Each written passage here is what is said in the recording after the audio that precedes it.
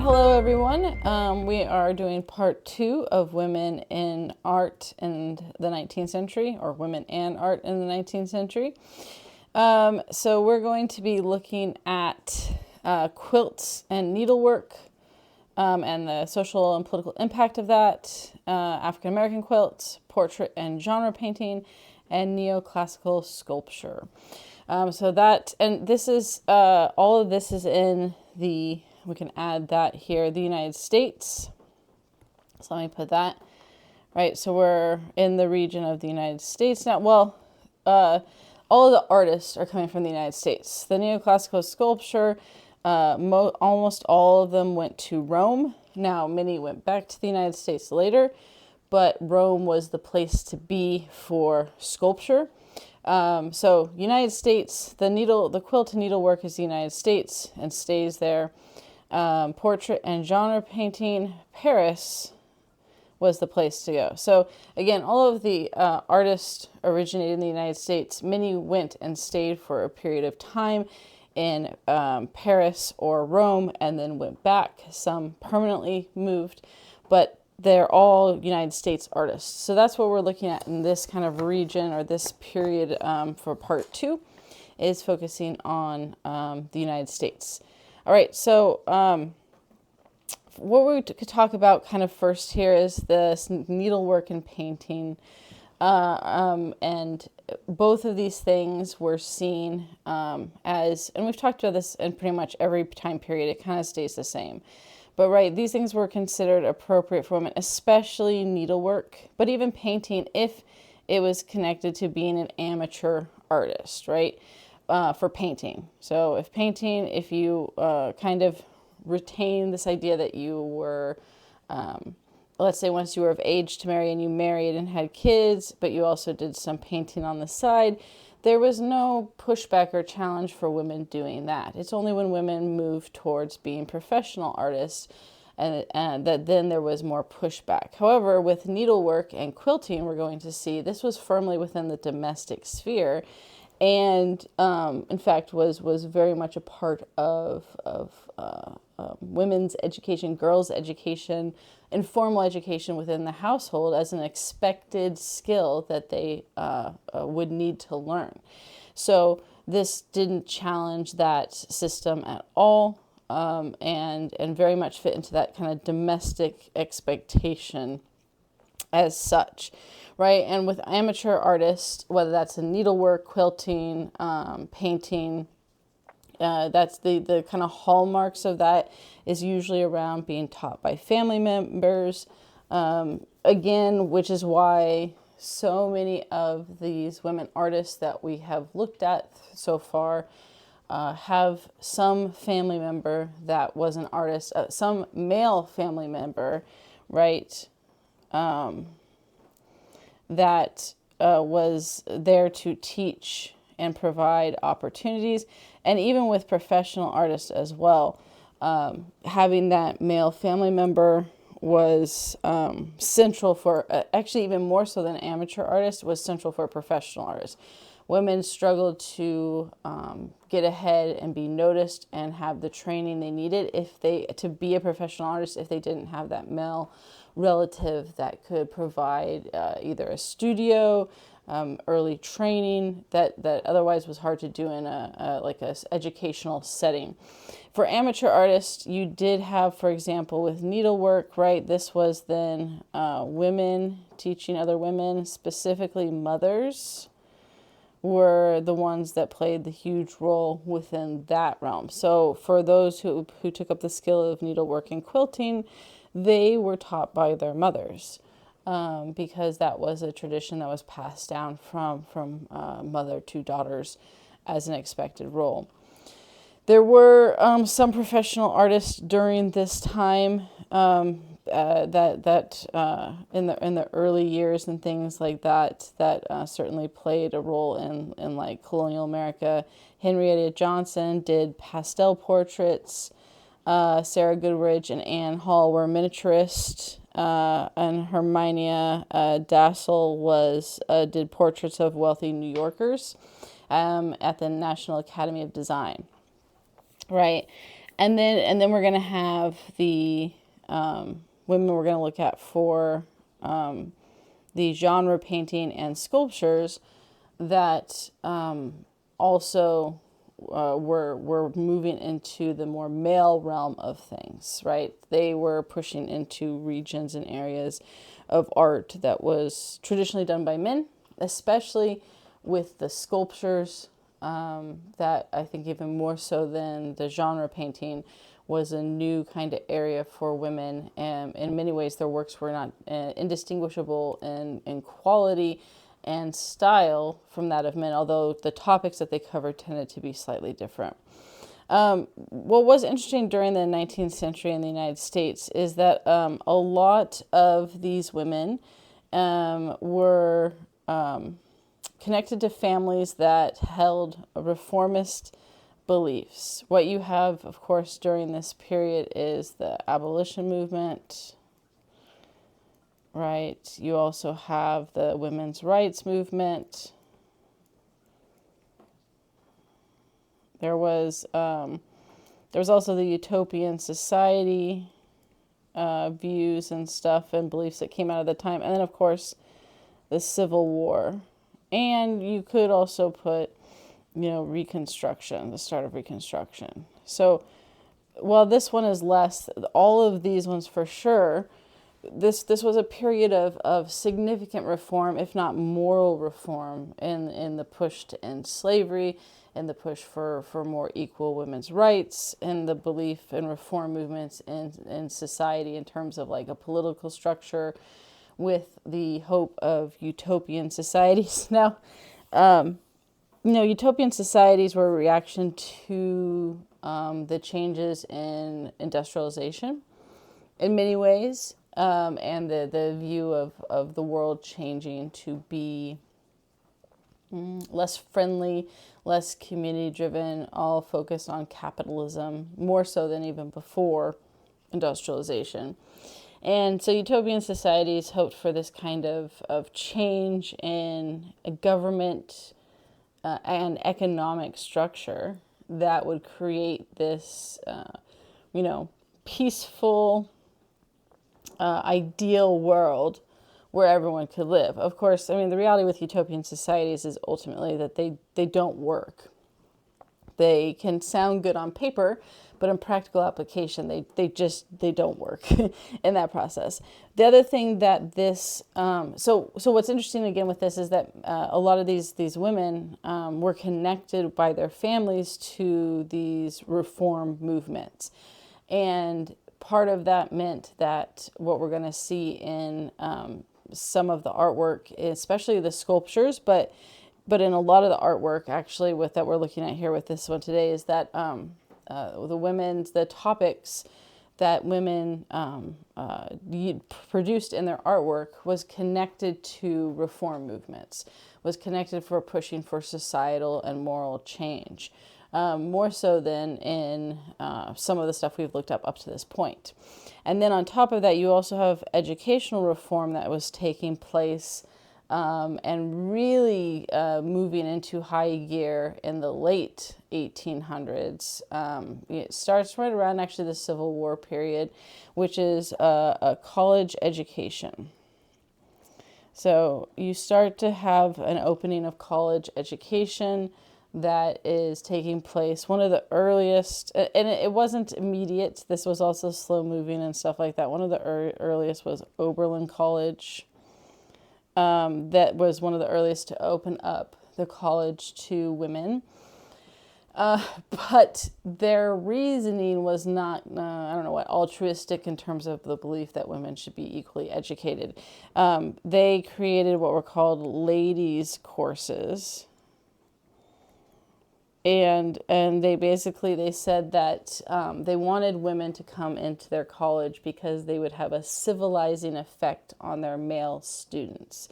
Essentially, it was the idea that, well, our male students are getting too rowdy, and so we need some women in here to, have them calm down.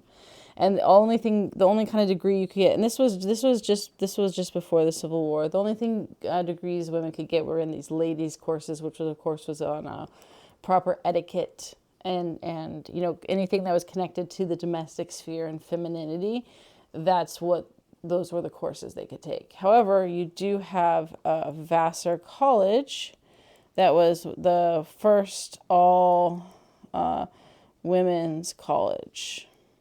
So it was just for women, and this was after Oberlin College, and their policy was that we wanted to offer the same degrees and opportunities for women that men had. And, because the reality is that even if women got certain degrees, there were some degrees where you weren't going to be able to get a job in that. For example, if you got a degree as a lawyer, women whose fathers were lawyers themselves could work in their law firm as essentially law clerks, but women were still not allowed in the courtroom at this time.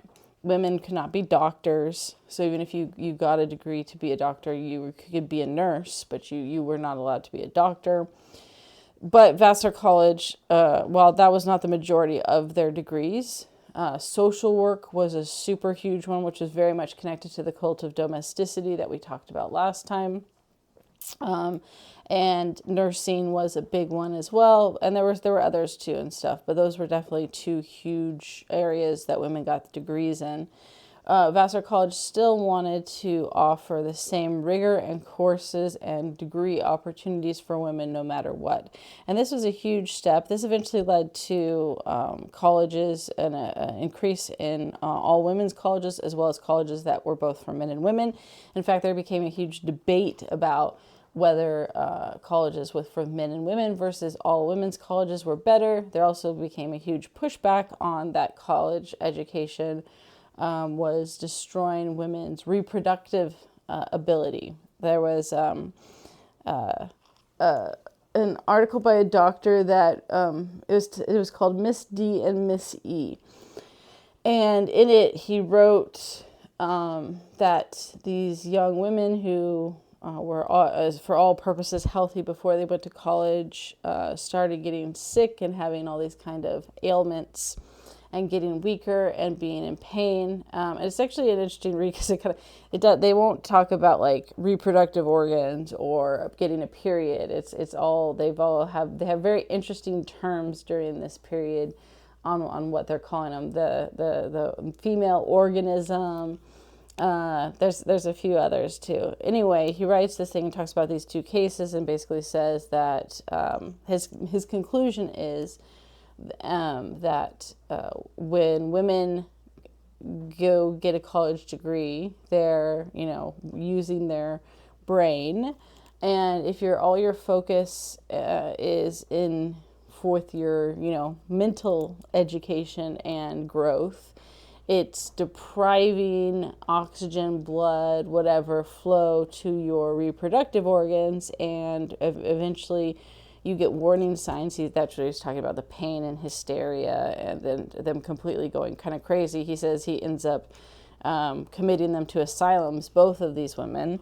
But that eventually you essentially if you're stretching your brain muscles, as he called it, then you're slowly killing off your reproductive organs. And so you can only choose one, essentially. Now, there was pushback against his assessment of it, but it does show that even as college education exploded an opportunity for women by the late 1880s, 1890s, there was still pushback against it, trying to suggest that women shouldn't be getting these college degrees. Now, this is going to open up additional opportunities for women within the art education world, because once you start having the ability to go to college to get degrees, you can go to even if some academies are still not accepting women in certain areas, women could start going to regular colleges for art degrees. It also pushed many of the art academies and art schools to start being more open and providing more opportunities for women artists as well. So this is all the kind of change and reform that's taking place during this time period in the United States, and England as well. Okay, so what we're looking at here with first is quilts. Quilt making and needlework was very much an important part in the lives of women from the start of time, really. Girls were taught to sew around the age of 5 because it was, especially if you look at like in the colonial period of America, there weren't a lot of stores, or anytime there's a westward expansion in the United States, you go back to kind of colonial living. And you go back to not having a lot of stores where you can just buy this. Plus, the average family couldn't afford to just go to the merchant and buy pre-made quilts and clothing and things like that. So you had to learn how to spin to make thread or yarn. You had to learn how to do needlework, and you had to learn how to weave as well, all of which then allowed you to make cloth and sew and weave quilts and do needlework for decorations and things like that, all to make clothing, to make quilts, to trade and sell.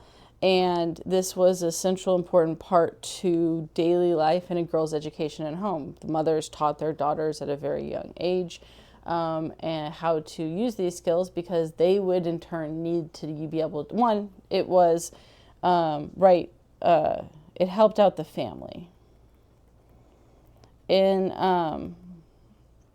anyone that was not wealthy, if you were living in cities and things like that, especially by the end of the 19th century, then less and less women were using all of these skills. They certainly weren't spinning anymore. It was cheap enough to buy thread and yarn on your own. It didn't make sense to spin. In early colonial period, you use the spinning wheel to spin that for then weaving and needlework and things like that, because it made more sense. But so if we look at early colonial period, it helped the family out. There was too much work to do around the household and the farm and everything else to get done. A single woman, the mother, could not do it all herself. So children were used, both boys and girls, to help with the workload in society. In fact, often, in early colonial times, even really through this time, when we look at many of the women who ended up having kids, they were still pretty large in number. In early colonial times, the average number of kids that women tended to have was 13 to 15 children. Now, not part of the reason they did this is lack of access to birth control, and also not all children made it into adulthood. There was almost a guarantee that you were going to have children that died, whether that was in childbirth or at a young age with disease or other issues. So you may have 13 children, but that doesn't mean that 13 children made it into adulthood or even very far into childhood. And then, of course, having a larger number of children meant that you had more hands to help out around the household and the farm. And also meant, of course, that when the parents got to old age, you had enough children that were able to take care of you. As you move into the later 19th century, while women were not having that many children anymore, and if you were living in the city, you didn't need the same help in the sense of family and whatnot that way. There were still plenty of women who were having 6 to 7 children as a regular number that didn't seem significantly large in number in that sense. And so all of that, played a role in helping out and teaching them a skill that would be useful in the future. Of course, it also could provide money in selling the excess, whether you're weaving, whether you're having excess thread or other things like that, you could use that to sell and make money. So it was all beneficial and a kind of central role in education for women. One of the benefits and stuff of this was that, as I mentioned, it's a creative outlet for women. Needlework allowed women to exercise their imagination, to be creative without much restriction in what they did. It was deemed an appropriate skill, and there wasn't a lot of challenge or pushback in what you did with it, because a lot of this stuff stayed just within the home anyways and was passed around with the family. One good example of this is you see the quilt square here.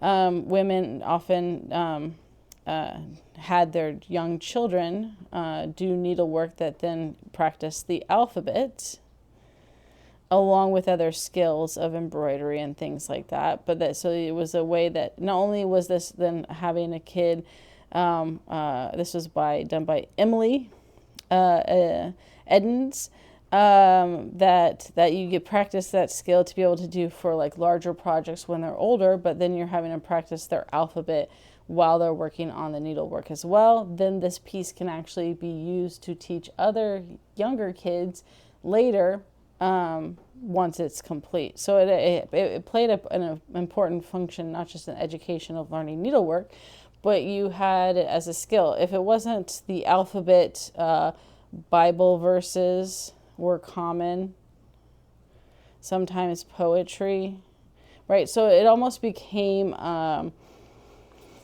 multifaceted way of teaching girls, not just the actual act of needlework and quilting, but also provided additional educational components in learning certain poetry, reading books, and deciding what you're going to put on the quilt, the alphabet, various types of things like that. And then, of course, later it's going to be used for the abolitionist movement, reform movement, and things like that as well. Quilts served many purposes besides just education, right? Education was one of them. Obviously, you needed quilts to stay warm. You needed blankets. So it was just a functional purpose of creating quilts for everyone in the household to have on their bed to keep them warm. They were also used to demonstrate the skill of the quilt maker, right? Some of it was just for showing off in order to show your skill. Especially because if you were very talented in this, it again goes back to money. You could sell your squares, which is this, right? So you have quilts are made up of a series of squares, but individual squares, right? You would make those first. And that's where you do like if the needlework or the sewing or putting different colors or patterns or whatever on it, and then you're combining the squares together to make the larger quilt. So if you were really talented at this, you could actually sell the patterns or designs or actually completed squares, especially if someone like is really talented at needlework versus someone who's just okay at it. You might have a couple pieces that you buy from someone else to be part of your quilt. So you may not buy all the squares, but you'd buy a couple to integrate into your quilt. Women made quilts as part of the dowries for their daughters. So a dowry you have here was what was given to women, and it varied when dowries were present and when they weren't. So lower class families didn't tend to do dowries. And then in the North, the dowry system died out faster, whereas in the South, because especially the plantation elite liked to see themselves as like modeling themselves after European aristocrats, they kept with the dowry. But a dowry, the purpose of a dowry was the idea that women would come into the marriage with certain goods. And those were meant to be protected. So if your husband ended up being a deadbeat or died young, you still had wealth, even that you could use to make sure you didn't end up becoming destitute in the process. And even if dowries weren't, around in the North anymore by the mid 19th century, there were still wedding gifts. And somewhat of an expectation that women still came into the marriage with certain household items to help, that were gifted by the family to help, start their new life, married life. Mothers made quilts for their children every time they had a kid. Also, there were bassinet quilts that were made, for infants, newborn children that were very small quilts, of course, that fit into the bassinet. And then, of course, there's the social aspect of quilting that was part of that. You had quilting parties that where women would get together in again, there is a difference in the city versus in more rural areas. If you were in a more rural area in larger farms, you kind of were isolated from other people. So one of the ways to have community and gatherings for other women was to have women and their daughters come over to one person's house, often whoever had a loom to weave, because not every family had a loom. And you'd get together not only for weaving, but then also later, just even when people weren't weaving anymore but were buying the cloth, they'd still get together to make the quilts. So before someone's wedding, the community of women would get together and they would all work together on the quilt as a wedding gift. So a lot of times women weren't producing quilts just on their own, but rather within a community. And this was especially important for helping out with isolation, but it also was a way for women to gather and communicate and talk and share information, which we'll look at here in a minute, how that also led to then reform movements, because you had these women that were naturally gathering that start to talk about other things besides just the quilt itself. Now, quilting techniques and things, most quilts were made with geometric shapes and straight edges, because that was the easiest to sew together. You could use expensive fabric all the way to just scraps of random clothing that you use. So there's a huge variety, we'll say large variety of quilts out there, from the super expensive to the reused. In fact, some families, and we'll see actually even also slaves and former slaves would, when a quilt started to deteriorate from use and time, you would just reclaim any of the fabric on the quilt that was still good. So you may have areas that were completely worn out, but you would take back any of the fabric pieces or squares if there were full squares. But even if there weren't full squares, if there was a part of the square where the fabric was still good, you'd take those pieces back and you could then reuse that on a new quilt. This was especially essential for slaves who were given minimal materials and options for making quilts, and yet they still also needed quilts for their beds and for their children. And so they were very resourceful in reusing and utilizing scraps and stuff. If you had old clothing, any part that wasn't worn out, you could cut up into pieces to use to make the quilts. And then again, not even just the old clothing or old scraps of cloth, but even scraps and pieces that were still good on an old quilt that you were getting rid of, you wouldn't just throw away. Unless, again, if you were wealthy, then they just bought quilts, right? If you were very wealthy, you didn't often make the quilts, you bought the quilts. But for anyone that was like middle class and below, you utilize these resources a lot of the times. And while you may spend money some of the time to have newer cloth, a lot of the times people couldn't afford to do that for all the quilts they needed to make. And so you reuse these pieces for that. And then the quilts usually have various designs and patterns. You usually had uniform squares, although you don't have to. It was just the easiest way to make the quilt was with uniform squares stitched together that were then arranged to make an overall pattern of the quilt. You could use these identical blocks for repeating patterns or a variety of blocks for unique designs. We'll see some styles were also just to have no design, no pattern or kind of structure at all. While many quilts lent themselves to symmetry, that wasn't necessary.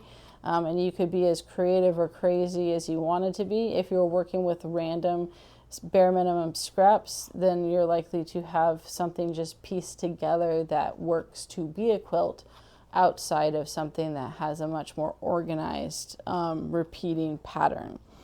And then how you constructed it is you had essentially the top, once you created the squares, then you had a top layer of the quilt was stitched together with the squares on top of it, and then it was joined to a solid backing.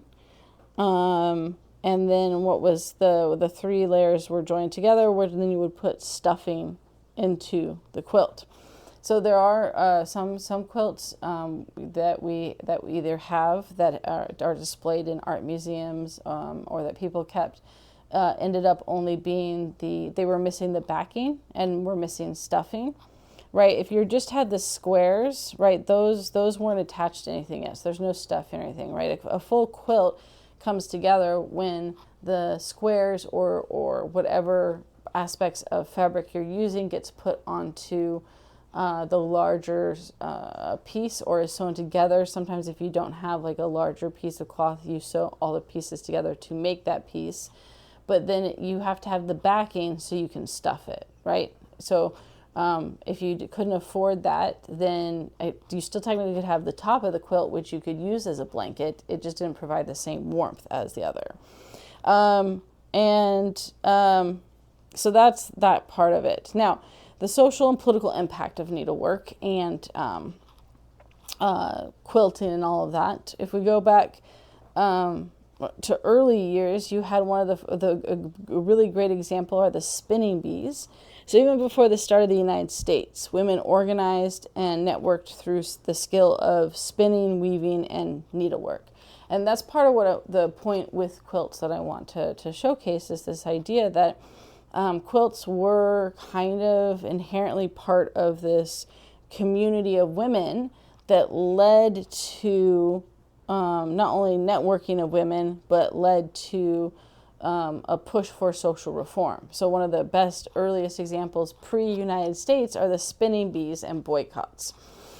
Prior to the Revolutionary War, there had been protests against the various tax acts that the British were putting out. And after the Townshend Act, the colonies decided, or some of the colonies decided, to boycott British goods, in the hopes that if they did so, it would hurt, of course, the bottom line for the British, and they would repeal the Townshend Act. The boycotts are hard to be successful because you have to have a large number of people sticking to the boycotts to make them successful.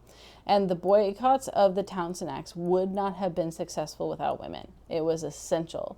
And so what women did to make the boycotts work, because the reality was in early colonial America, a lot of their goods there was obviously homemade goods, but a lot of their stuff, tea, paint, paper, and a ton of other things came from England. And so they were boycotting all of these British goods and things like that.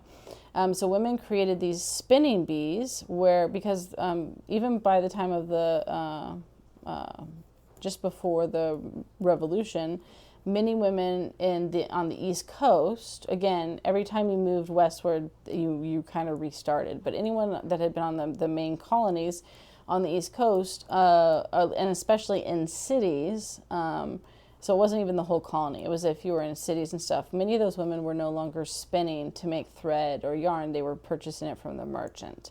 But women ended up pulling out their old spinning wheels and gathering in groups at people's homes, sometimes in the home, sometimes if it was large enough outside the home in the yard. And the women who had the wheels and still knew how to do so taught the other women how to spin. And anyone that could find a wheel would bring it over, because these were pretty small portable devices. And they would spin for thread and yarn, so they could make cloth to make, so that you weren't buying British goods. They did other homemade items too, but one of the big things was spinning. And so you'd have this group of women that would be working and spinning together to not use British goods, and this led them to be super determined not to start using British goods again, which meant that they had competitions for who could produce the most.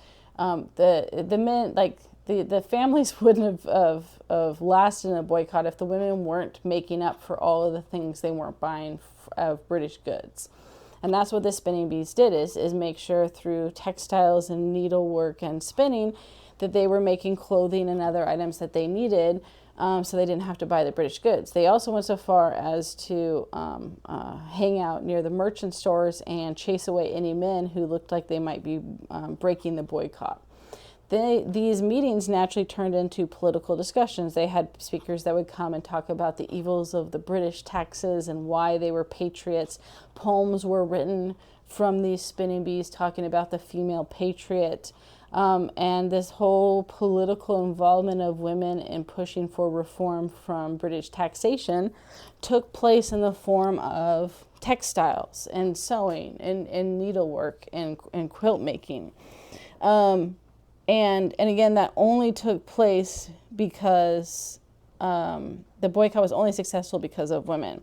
And there was no pushback. There was a natural reason they could connect to the political reform and push and movement was because what they were doing with the spinning, with the needlework, was seen as in the domestic sphere, firmly rooted within a home activity for women. And so because you had this kind of direct connection to that, even though they moved into the political realm with talking about supporting boycotts and what they were doing, it was seen as acceptable. The next area you see this in is the transition to factory work with the early market revolution with the low mills. And this was around the 1830s where this took place. So the spinning bees were pre-19th century. Now we're moving to talking about the low mills. This was in the 19th century. And the first factories in the United States were textile factories that had bobbins for thread and looms for weaving and making cloth. How this came about is that, Francis Lowell, in an act of early corporate espionage, I don't know if it'd be corporate, but business espionage, went to England and stole factory plans for a textile factory from England and then built that in the United States. He initially tried to actually get men to come work in the factories, targeting this kind of middling group of farmers who were starting to struggle. As family farming started to decline, these middling farmers were struggling to make it successfully just as a farmer. And so he thought that these, the sons of these farmers might be interested in doing this to make money. The problem that he ran into is no one was, for two reasons. One, of course, even though it's a factory, it's a textile factory, which is seen very much as, women's work or the domestic sphere. So men were not interested in doing a job that was seen as so very much a woman's role. The other thing is that even though the farms were starting to struggle, many of these sons still, their goal was to take over the farm or have their own farm as they got married. So they shifted to looking at young women from these same families and said, well, what about the young women? The problem they had is that the reputation of factories in England was pretty bad. In England, industrialization happened first, so they kind of had all the bad experiences and things that they didn't have anyone to learn from. And there were reports of the factories being dark and dirty, women being abused and assaulted. They had really bad reputations. So they created the Lowell ideal because they had to convince these families to have their daughters go live at the factories, because the factories, the location had to be outside of where people lived due to power and transportation, other things like that. So you couldn't just wake up in the morning, go to the factory, and then go back to your home. These girls were going to have to go live at the factory while they worked there. And they had to convince the families that their daughters were going to be safe while they did that. So the Lowell ideal suggested that they would have a clean and safe workplace. Women's virtue would be protected while they could still make a profit. And when the Lowell mills first started, they did follow that ideal. It was long hours, but it was pretty easy work. Women were making money on their own for the first time, which they liked. They had a sense of independence that hadn't been around before that. And they were doing something that people really didn't push back against because, again, it was still within that textile realm of weaving and working with cloth, essentially. Of course, the price of cotton does decline over time, and this is when conditions start getting worse. Their hours increase, the pace of labor increases, And we see the political reform. And so the whole point of talking about this is to show, again, how within this realm of kind of textiles, women used it for reform and pushing for reform.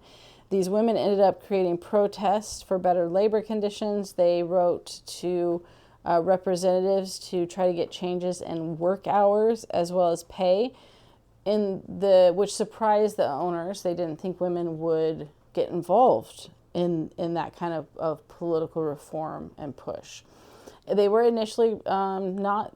They had some successes at the start. However, money and the bottom line won out in the end. And even with some successes that they had, the factory owners eventually started pushing back and, more importantly, decided to switch over to immigrant labor over these young kind of middling farmer families. These girls, right, often could go back to their families. They weren't trapped in here willing to take super crappy pay because they needed it to survive. But immigrant families did need the money to survive, and so they had no kind of other option.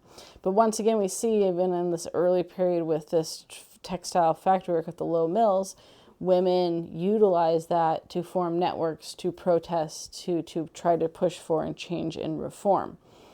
And then, of course, the next period where we see this is with the abolition movement. Here you can see the needlework that was done with embroidery to create the signage for Dover Anti-Slavery Sewing Circle.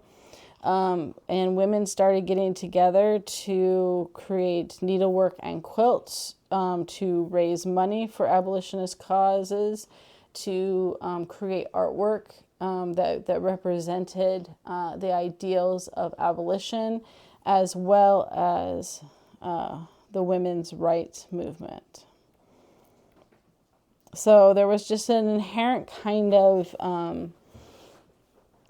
aspect to needlework and quilting that had women involved in social, political, and moral reform. Sarah Grimke was, here we go, yeah. This, I don't know if I put her on here with this. Sarah Grimke was, along with her sister Angelina Grimke, were two of the most well-known abolitionist and women's rights movement people that were from the South and had defected essentially to push for change. And she said she hoped that the points of our needles prick the slave owner's conscience. Right? So this idea that there was a strong belief that the needlework and quilts could reflect, and not just reflect reform movements, but actually make change. Peace quilts began to show reform thought in the design that you had here. This one you have here that was pushing for women's rights. It was titled as women's rights movement, so that there was a very conscious effort that they could create this artwork that would display their thoughts and beliefs in reform and change. So not just for, of course, selling it to raise funds, which was definitely part of it. It was also, again, an easy way that women were able to get together and network to build up these reform movements. And then you also got to create artwork in the process to display your beliefs and your thoughts on those topics. As this gained in popularity, they had certain patterns in quilts were named during the period of the abolition movement, from Job's tears to the slave chain. Another pattern was called the Underground Railroad, and right, they changed it. Not that it really impacted anything in terms of what the pattern was named, but it showcases again that there was a very conscious effort in using quilting and needlework for reform movements in that process. It again allowed women to be brought together to create a large group of supporters for that movement. And then, of course, as they push for, this is Emma Stahl's the women's rights quilt. As women got together and started pushing for the abolition movement, they started to see parallels between what they were pushing for with the end of slavery and their own conditions and restrictions in society and as married women. And the women's rights movement kind of tagged on to the abolitionist movement, and women started pushing. Many women were actively pushing both for abolition and women's rights at the same time because of the parallels that took place with this. So we see a lot of artwork during this period that and many quilts now displayed in museums especially of ones like the women's rights quilt that were intentional in their the imagery and design and art to highlight those reform movements that were building in the process. So one of the other things, of course, was that quilts were, so most of the reform movement was taking place in the North, but quilts were also being made in the South, but not by the plantation elite and the women that were part of the plantation elite. They, of course, had slaves that did that work. And quilt making was a central aspect of that was also took place from slave women and was a central part of their visual artistic culture in an area, again, that slave women were able to express, not quite to the freedom that women that were white women or freed women in the North could express. But quilt making was a way for women to express aspects of their culture in a visual way, as well, of course, the practical application of just having quilts as well. We'll also see there was definitely some push for the Underground Railroad and movement as well. The quilts definitely reflected the agrarian economy and the aspects of slave labor. There is obviously a clear distinction of slaves made quilts for the mistresses, the slave owners' wives, and the slave owners' family in general. And obviously, if they were making quilts and needlework for the family, then they were given supplies and had nicer resources to make that. But they also made quilts for themselves, and those were clearly expressed with often scraps and whatever they could find to piece together to make that. Yet, even with these limitations of having very few resources to make the quilts for themselves, they still found ways to express their own views and personalities. And again, it was a creative outlet that still allowed women some autonomy, especially within a slave culture where that was rather limited. It also has very much a connection to bold design and color when they could do so. So here you see with this quilt, right?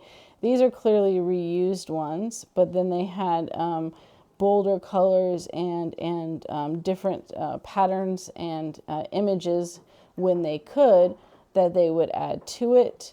Usually there was more asymmetry in slave quilts and multiple patterns combined together, as you can see here, because again, they were having to use whatever resources they could. And often that meant reusing pieces of old clothing, pulling off whatever strips could be used in older quilts.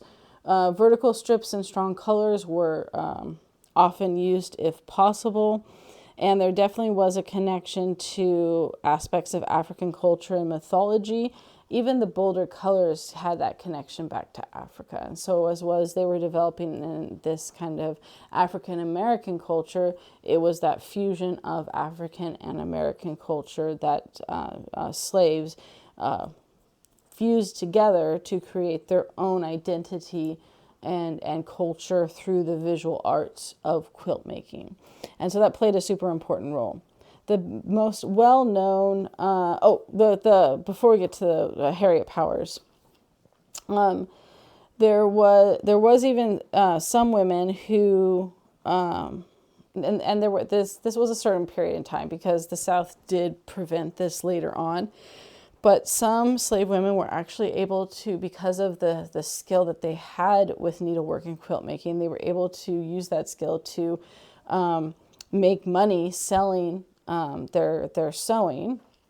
And for example, one was Mrs. Keckley, who through her sewing skills was able to earn enough money on the side to buy her freedom and then continue making more quilts and selling it for more money after she was free and buy her son's freedom as well. Now, this was only for a specific period in time, because the South did, almost all southern states eventually made it illegal for slaves to earn money on the side, but there was a period in time when that was possible. There are some oral traditions that quilts had different meanings to them. Here's another example too of a quilt, right? That very bold colors, or even if it's darker colors, right? It's asymmetrical, right? It definitely clearly is more this kind of pieced together style. And this is very characteristic of certain slave quilts. But one of the other things that certainly had been suggested in oral tradition is that quilts were also used as a way to provide secret messages and meanings. Now, there is debate about whether there's not a lot of physical or written evidence for this, and many historians say that this is not something that happened.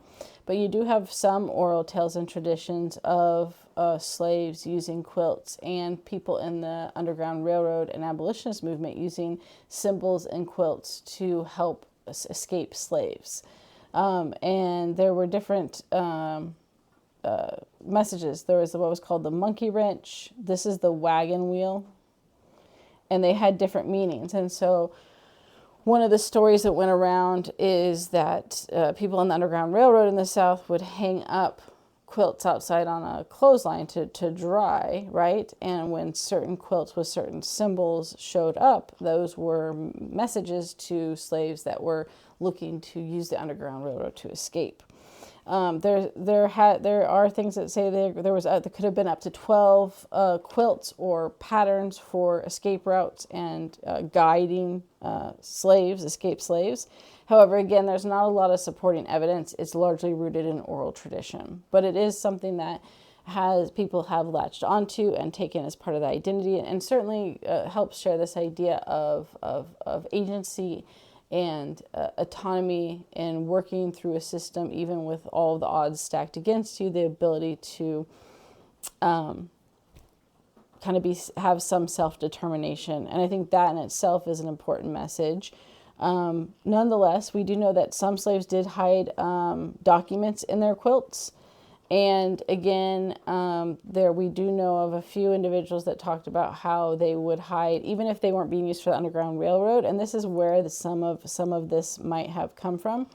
That some slaves did have, just like there were songs that were sung when they were working in the fields that were a form of rebellion without the overseers knowing, that some individual slaves may have sewed into the quilts images of resistance, and kind of push for change and social reform in to allow their art to express their own protest of slavery, even if it wasn't being used for the Underground Railroad. And that's probably the closest suggestion of where then it moved to this, that it was a whole organized system that people were using in the Underground Railroad, where we do know that there were individuals who sewed these type of things as a sense of hope, a sense of longing for freedom, as a form of resistance against slavery, but they were their own individual quilts. They weren't being systematically used in the Underground Railroad. So either way, that aspect of quilts within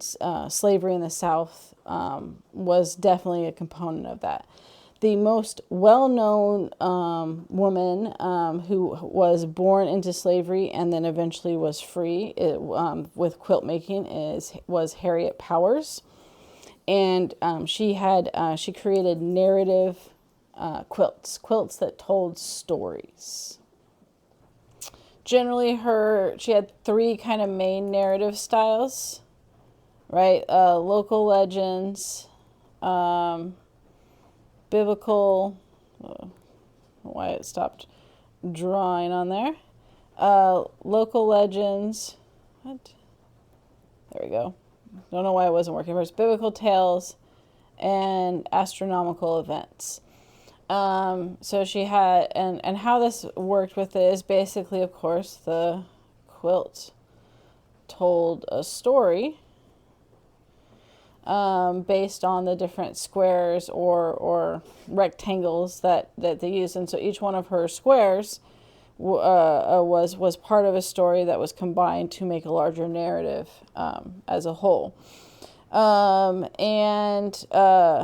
Definitely her style and techniques were a mix of American and Middle Eastern styles, where they have some connection specifically for Harriet Powers to the Fon people of West Africa.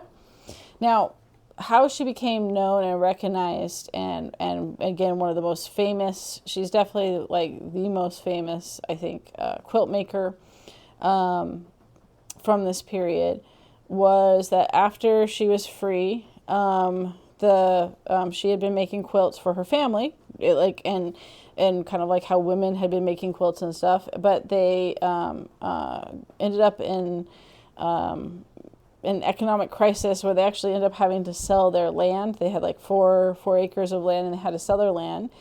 And as they were doing that, then they were trying to sell other things that they had as well for the money that they needed. And a white woman named Jeannie Smith saw one of her quilts at a craft exhibit where she was trying to sell them to raise funds. And she ended up buying the quilt for $5. And this quilt, she was so impressed by the quality and narrative style of her quilt that she sent it to the Atlanta Exposition in 1895. One of her quilts essentially ends up being on display in art display 1895. And the women at Atlanta University were so impressed as well that she ended up getting commissioned to make them a second quilt. So she ended up as a professional artist being commissioned to make additional quilts, and they had it specifically made for the Reverend Charles Cuthbert Hall in 1898. And she ended up making several more quilts for commissions after that. And several of her quilts are displayed in museums now today. Quilt making was important for Black women, both slave women and then once freed after the Civil War, as a way to be able to give voice to express their racial identity, to express views and thoughts of society, and also push for reform and change as well. And of course, it also provided, after the Civil War, an economic opportunity for many women who, of course, after the Civil War with Reconstruction, there still was, and then even into segregation, there were limited opportunities for jobs and ways to make money for Black women. And this was, once again, a way that was deemed acceptable as part of that domestic sphere, but in a way that gave them more creative freedom and expression of their own identities and thoughts to work out and explore their own cultural and racial identity and make money doing so. So it was an important method for that type of independence, especially after the Civil War. When there was limited opportunities for Black women specifically. Okay, so that's the quilt making and stuff that way that we're going to look at. What we're going to look at today with that. As we move to the portrait and genre painting, You have the Pennsylvania Academy of Fine Arts, which showcases, again, this education reform that took place. So this was the first U.S. art school to allow women to draw from plaster casts in 1844. And by 1860, women were enrolled in anatomy classes, which, again, this was always that big deal component of that. And they also had life drawing classes in 1868 that they created a specific separate class for women so that they could do so. And life drawing class, of course, was with not only the human body, but also other real life drawings. Here, this one you can see, they had a cow, and they were doing life drawings and sculptures with the cow. And so they would bring in the actual item from that, and they had specific classes for women to do that. And what this created, again, was further, because of the changes with college education, because of the changes in views of education with women, you have these slowly starting to open up with more opportunities for women to be educated in the art sphere. And then, of course, there was further opportunity for study for women who wanted to have this be a professional role in Paris. There was just ultimately still more opportunities for women if you were going to be a serious professional artist. Paris provided visibility. There was, of course, a large art center in Paris, all of which was needed to get commissions, to get recognition, to get displayed in academies and exhibits, which was all, again, as we've talked about, needed if you wanted to be a professional artist. Sarah Miriam Peale was one of the most important genre painters of her time in the years before the Civil War. Her parents were born in France, but then they moved to the United States in the 1830s, and they were active in that's the next painter. I'm mixing them up. The next one, which we'll look at in a minute, is Lily. They were from France. But sorry, Sarah Miriam Peale was super important, though, for the portrait paintings. And the genre painting is Lily. So I apologize. So I'll repeat that again. Sarah Miriam Peale. Miriam Peale was one of the most well-known for portrait paintings. And more importantly, she was super important for full-size portraits. One of the only few women that did this. Most women did smaller portraits. Miniatures, of course, which she did start learning on miniature paintings. But miniatures were much more common. But even when women did do portraits, they didn't do full-size ones. And obviously, here are ones that are not full-size examples. But she did a combination of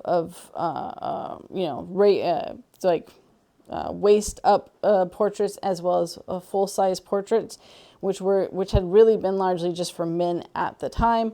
She was a daughter of artists, though, that certainly helped her develop the expertise and technique that she needed. Her father taught her miniature painting on ivory. That started her artistic career, if you will. And her two sisters actually became artists as well. By 1825, she moved to Baltimore, where she then learned techniques with flesh tones and fabric textures from other family members, her cousins Rembrandt and Rubens Peale. And kind of combine those two with that. So again, opportunities of being able to go into the studio and learn from her father and then her cousins allowed her to be able to create really well done and realistic, high quality portrait paintings, which can be very hard to do. She was super prolific. She created over 100 full scale portraits.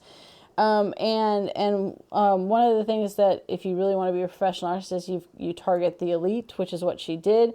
She largely did these huge portraits, which would have been expensive, right? It's also the other reason that women tended not to do full-size portraits is that they were more expensive. And often people buying art from women were not always the elite.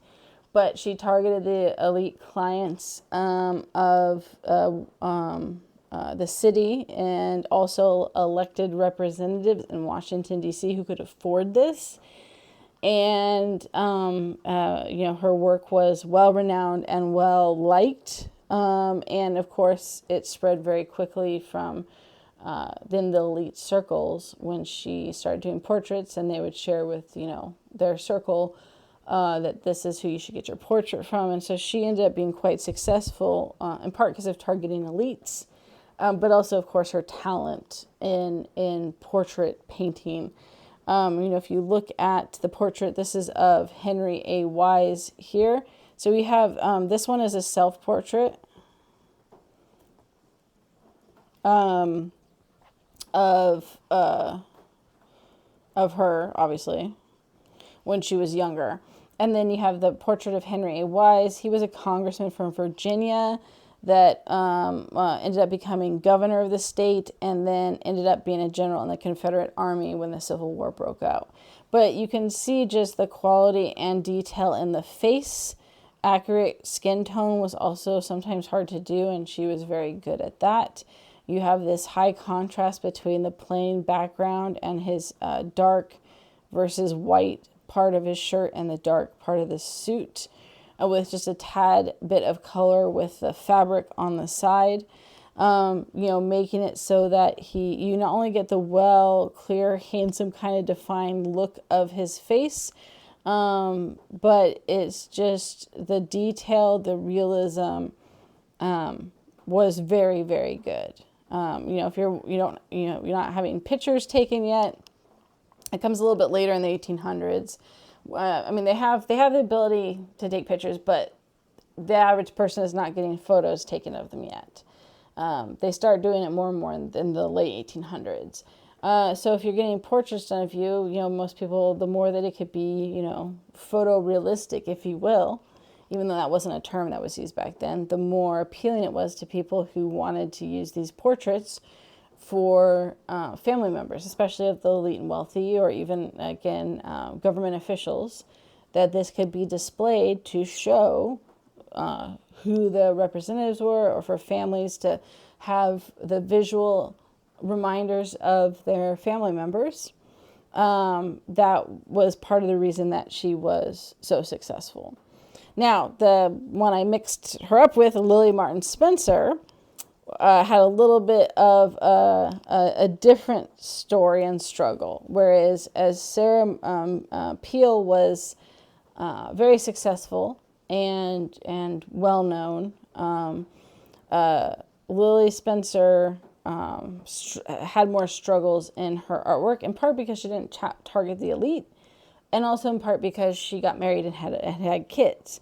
So her parents were born in France and arrived in the U.S. And were active in that utopian intellectual movement, the abolition movement, women's rights movement. So again, we talked about, I mentioned at the beginning that a lot of the women artists during this period had parents and family members that were part of the reform movement. So they were supportive of her, not only in painting, but of course instilling in her some of these kind of reform movements and values, if you will. She ends up training in Cincinnati in 1841 and then marries Benjamin Rush Spencer and had 7 children. And so she was kind of this in between of both a professional artist, but also somewhat in the realm of amateur artist, not in skill, but in the fact that she balanced, of course, her life as a mother and wife with her work. And so she wasn't fully focused on the professional role. The reality is a lot of the women that we're talking about today, they chose to dedicate themselves to their professional career as an artist and did not get married. Lily Martin Spencer is one of the few women that actually did get married and had kids, and ultimately made it harder, along with, of course, that she did several things with middle class subjects as well. Her husband was super supportive of her, and so much so that after she had exhibited still life and genre paintings at Western Art Union in Cincinnati, And they decided to move to New York to seek wider opportunities and hopefully get commissions. He ended up focusing, instead of like on focusing on his career, he spent the majority of time supporting and helping promote her career and her talents as an artist. This artwork here is titled Domestic Happiness. And it shows, of course, loving parents looking on at their working together to raise their children. And this certainly was, she focused on a lot of this combination of acceptable domestic sphere femininity roles, while also, though, challenging the traditional kind of Victorian model of that, right? The idea of this nuclear family working together as a team to raise their children, and that brought you happiness and peace, was different from the elite. This was much more of a middle class values, is the best way to put it. The elite hired domestic servants to raise their children. Or if you're in the South, you had slaves do it, right? There wasn't an emphasis on motherhood, and not just women with motherhood, but the father is actively involved and engaged with raising the children as well. This was a new kind of shifting view of changing social structure of the family and the nuclear family, but was very much in the middle class. And is the kind of new model of the ideal family, right, in that sense. She also painted domestic servants in a unique way for the time, where they were often shown not only as center and the larger focus of the painting, but usually with their own individualism and personality, which is very rare at the time. The traditional structure was that lower class individuals were often, they were seen as not important in artwork a lot of the times, and the wealthy were always meant to be the main center of art, with the lower classes in the background with less detail and focus. So for her to put these domestic servants in the forefront and have them have their own personalities and identity and be central to that also bucked that and challenged that system of kind of giving dignity and view towards the working class. Now, she did start moving away from the domestic servant role more with the shift in the abolition movement and slaves, especially when there became more of a connotation of domestic servant with slave versus what domestic servant was a paid, not very well, but paid servant that helped with the family and stuff that way. Despite her talent and skill, she struggled with finances. In 1856, she had not sold a painting or received a commission in over 7 months, and actually ended up being forced to work coloring photographs to make money, which was considered a menial task that didn't require a lot of skill. And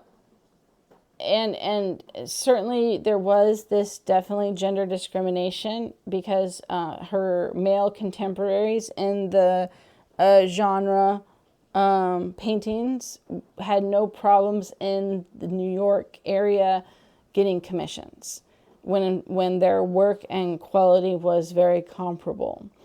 Part of this is because she targeted often these middle class reform social changing ideals.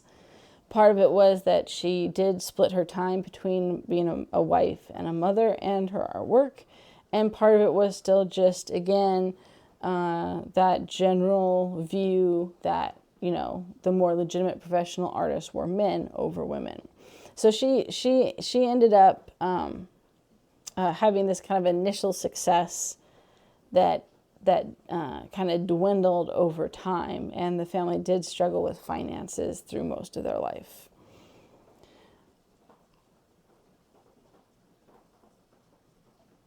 There we go for that. Now we're looking at neoclassical sculpture. So sculpture is a kind of whole new area.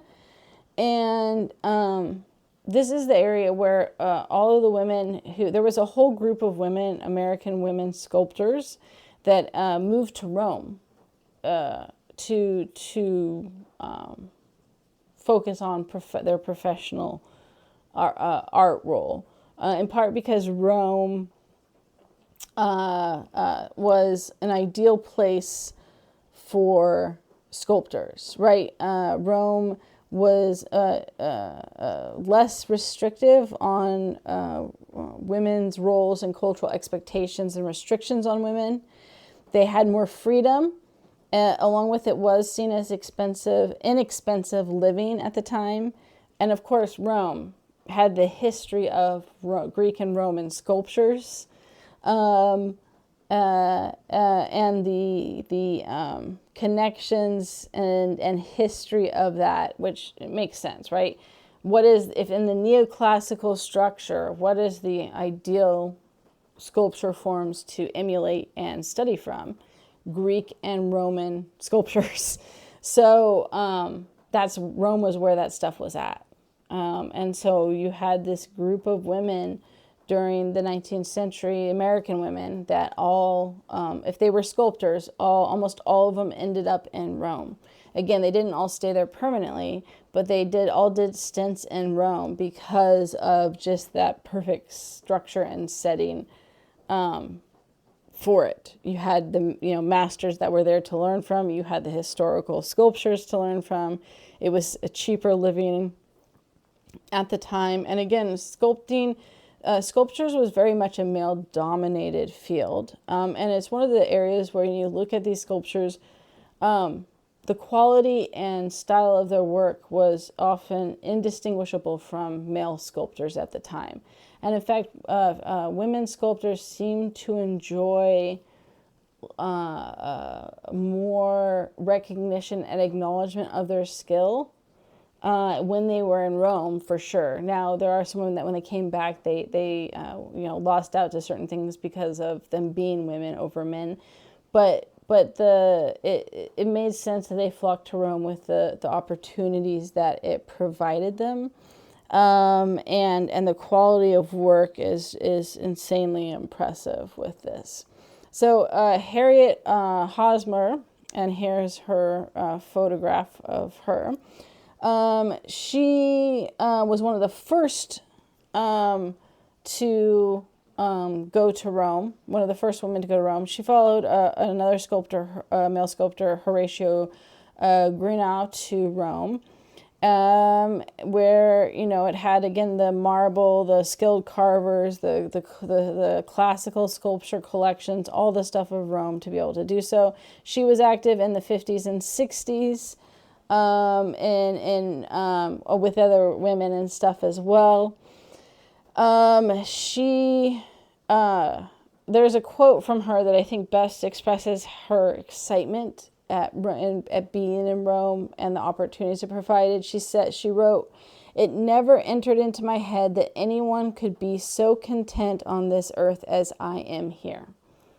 Right? It never entered into my head that anyone could be so content on this earth as I am here. Clearly, like I said, Rome gave women this incredible freedom and opportunity that they didn't have back in the United States.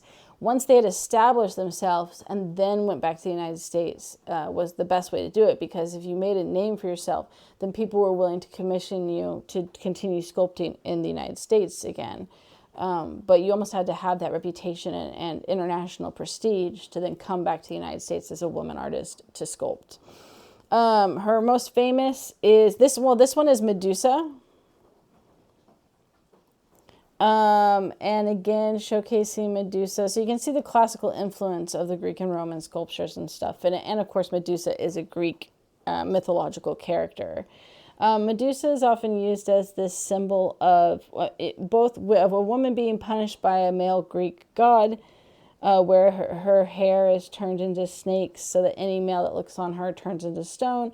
But it's also sometimes used as a sense of female empowerment because she ends up having complete and utter control over all men, right? No man can touch her, no man can reach her, and it's sometimes described as this tragedy and other times as a sense of empowerment. Here you have Medusa not looking, so a lot of times Medusa is shown in two ways. One is like a monster, but here she doesn't show Medusa as a monster. She shows her as this beautiful woman who looks on in almost confidence, which is the much more positive view of that. And one of the things that we see with the women sculptors is that they're going to take their characters and they're gonna target, they're gonna showcase women, they're gonna showcase slaves and black men and women in ways that were dignified, with power, with courage, and I think that's the most impactful aspect of women sculptors in this period from the United States, is that they were able to, instead of showing as victims, instead of showing them as dejected, which is what a lot of the male sculptors did, they were able to take these characters that were often not shown in a strong, powerful light and put them in that, right? So instead of Medusa being shown as a monster, she's shown as this beautiful woman who looks confident, even with the curse that she has from it. And almost that it isn't a curse, but a sense of her power. Her most famous is Zenobia in Chains, which is this one. And I put the two so you could see the difference between like a woman's sculptor of the same topic and a male. So Hiram Powers, the Greek slave, is this one. So this was done by a man. This was done by, obviously, Harriet Hosmer, a woman. But it's the same top. Both of these are Zenobia. So Zenobia was a queen of Palmyra, a Greek queen, or story with a Greek. It was a story with a Greek queen, and she fought against the Roman army to keep her people free. She ultimately is defeated, and the Romans paraded her through the streets of Rome. Now, historically, this might be a little more accurate in that sense, because the Romans did strip their ruling captives when they captured kings and queens. They very much stripped them, humiliated them, and paraded them through the streets of Rome before executing them. But in Zenobia in Chains, you can see she does have chains, but while she is in chains, because she is a prisoner, she's fully clothed. Right, she has on her still the crown, suggesting that she still is holding that dignity. And while there's sadness, it's still with this sense of dignity and power. Right, this sense of strength. Right, that she's holding herself while being paraded through the streets of Rome as a conquered enemy, if you will, right? She still has that dignity and reserve. It was a specific choice meant to show a female role model of courage, of wisdom, that challenged some of that traditional roles of femininity. It's a female warrior queen, essentially, right? And it also lacks, we'll say, no sexual objectification. Right? Now, if you look at Hiram Powers, right, she's naked. Right? She doesn't have that strength. She looks, thinner and weak compared to Harriet Hosmer's. There's no regal aspect to it. Right, you lack the kind of gravitas of Zenobia in Chains with his. I think that it's so clear that the difference in that sense, and even just again that naked component. And while it might be historically accurate of what happened to her, that still connects to this idea that women were shown, well, and technically Greek sculptures, and not until the Hellenistic period were women shown naked, but with the Renaissance and then, of course, the neoclassical period, there was a lot of the idea of women as naked as part of this kind of, again, objectification and sexual component to it. And you have that in his that you completely lack in the Harriet Hosmer's. So the idea of pushing against and and showing women as strong and powerful, right, compared to the alternative with male sculpture. And this is a common theme. You see this over and over in how women are portrayed in that. The next sculptor was Anne Whitney. She actually was a poet before she became a sculptor. And she published 15 sonnets called Tonight in 1855 to a female feminist publication called Una. It was a women's rights publication. And this got her the attention of leading feminists in the period, that not only helped her with as a poet, but also helped her, I think also helped frame how her stuff is very much about social and moral reform. While Harriet Hosner was about the dignity and strength of women, Anne Whitney was very significantly about challenging traditional views and pushing for that social and moral reform through challenging or questioning the way that people traditionally viewed certain groups of people. In 1863, she created her first life-size sculpture. And actually we can let's go to that one first, which was the Lady Godiva, which was this one here. So this was her first life-size sculpture. It's based on Tennyson's heroine, who she sacrificed herself to her husband. Her husband was a ruler and he was overtaxing the peasants, and she was willing to sacrifice and give up herself freedom for the greater good of the people to have her husband lower the taxes on his subjects. And so this scene is showing her almost defiantly in her face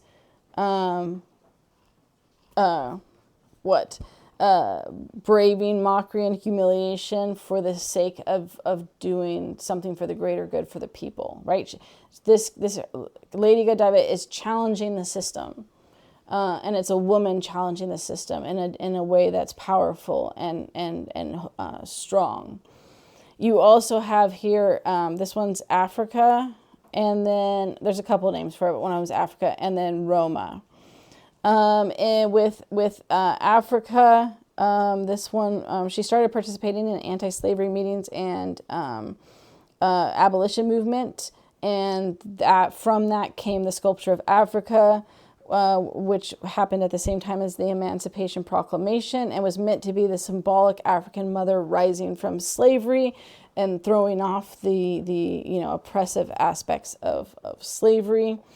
And then Roma was meant to be this kind of allegorical image, right, of this older beggar woman, or older beggar, but that was meant to be a critique on papal authority and the lack of support for the Rome's poorest citizens, which was a big deal to challenge papal authority in Rome at this time. And then you also have this one. This one is Charles Sumner. This is an example too. So Charles Sumner was a huge advocate for the abolition movement and the end of slavery. There was a competition to who would get a commission for his sculpture. And hers was seen as the better one. But some of the people on the panel that were making the decision for who would get the commission decided that it wasn't appropriate for women to sculpt men's legs for whatever reason. And so the male sculptor ended up winning. But hers ended up being long-term, being displayed in public. So she lost in the short term, but won long-term. But again, it showcases still there was pushback for what was appropriate and not. And I'd say that Anne Whitney challenged that sense of appropriateness for, women sculptors. It was easy for people to accept women sculpting women. It was more of a challenge when they started going outside of that. This one here is Toussaint, and he was the Haitian revolution leader. So Haiti had a slave revolt, and they were the only place to successfully have a complete overthrow of slavery that they ended up taking charge of. He was a slave that then became the leader of the Haitian Revolution, and the ability to portray, or there weren't a lot of positive images of black men in society, and especially in Europe, and it's even more especially in the United States, and to have him displayed clearly, though, like as a slave, right? You can see with his clothing, but gazing directly into the eyes, not having his head down, looking like a supplicant, strong, powerful, confident, right? That positive imagery of a black man that was a slave was controversial, for sure, but it reinforced, again, challenging and pushing for that social reform and change. And then we have, lastly, Edmonia Lewis. She was of mixed heritage with ancestors of African American and Native American descent, and a lot of her sculptures reflected her mixed heritage. Forever Free was a monument to the emancipation of American slaves. It depicted a woman kneeling in prayer. This is the Forever Free one, right? And a black man, and you can see the chains, that they're broken. And of course was meant to symbolize the end of slavery. And again, this, even, and you can see the broken chains down here too, even with the woman praying, right? This strong, powerful sense of dignity and respect, right? That was an important part of pushing for the social change and reform, is showcasing them as people worthy of respect, worthy of dignity, of showing them having this sense of self in that, which, again, so many pictures and depictions were, especially if it was coming from the South, did not show black men and women that way, because of course they were wanting to reinforce slavery in the process. And then her other one, she had another one that was called The Freed Woman and Her Child. That one actually has been lost, so we only have a description of it that remains from that. And that one, supposedly that sculpture showed a woman hearing of her emancipation and kneeling in thanks with her child. So as a woman and her child, but that one we don't have anymore, because it got lost into history. And then you also have the old Indian arrow maker and his daughter, which is this one here.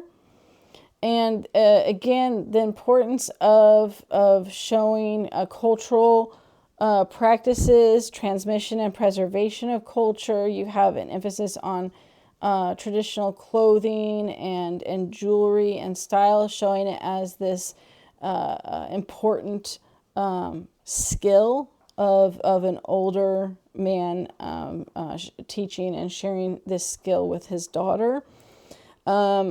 The detail in the face, the respect of which, how they're shown, all of that was, again, pushing and challenging those reform movements and the value of peoples that often were not provided that type of dignity. Especially Native Americans were often shown in very derogatory and negative ways throughout history. And so to emphasize to show their value, to show the importance of their culture, right? That was important and beneficial to pushing and trying to challenge people's views on these topics. Okay, I know this is getting long. This is the last part of this with this. So women sculptors were able to gain success and some acceptance, especially in Rome, as I mentioned, although there was still many who felt that women's sculptors should focus solely on domestic settings. And women who did push the boundaries had to come up against resistance. This one here is Cleopatra by Margaret Foley. Say Cleopatra. Again, showing a strong woman, historical character, but showing a very strong woman. Margaret Foley was another one of the American women who went to Rome and stuff. And so, the importance of having women artists is, of course, and we talked about this before, you get a different viewpoint of how they portray and show people, because they're coming from a different viewpoint. You have, and during this period, especially within the United States, there was so much reform, and you have again the Civil War coming up, abolition movement, women's rights movement, that so much of that reform, social, political, and moral reform was integrated into many of these artists' work. And with sculptors, while they did get some pushback when they, challenged that and tried to showcase pushing that type of reform, or even just, again, with sculptors, this was very much a male-dominated field prior to this, that many of these women had a lot of success, in part because Rome provided that bridge until they became more famous to then come back to the United States. And it also, though, was at a time when this mainstream feminism in the 19th century was structured around moral reform, fighting the social wrongs, and not focusing always just on the domestic roles of men and women. But women still had to compete for commissions against men, and their works were often overlooked or declined in favor of men, even when it was indistinguishable. These sculptures were indistinguishable from their male counterparts. But just the quality, the scope, and just the amazing artwork of these sculptors allowed these women to be successful. Their skill is super, super impressive. And the fact that they often depicted strong and accomplished women, or emphasis of bringing dignity and strength to peoples that often were not shown in those settings, was super important, not only for the art world, but for pushing for change and having people recognize the value of people in general. So all of that took a part of that. And of course, you also have, again, this shift of women being able to be more educated because of the educational reform. As I mentioned too, the majority of these women that we've looked at today ended up not getting married because the cult of domesticity was still around. There was still an expectation a lot of times if you were to be married, your first role was wife and mother, and you could be an amateur artist but not a professional one.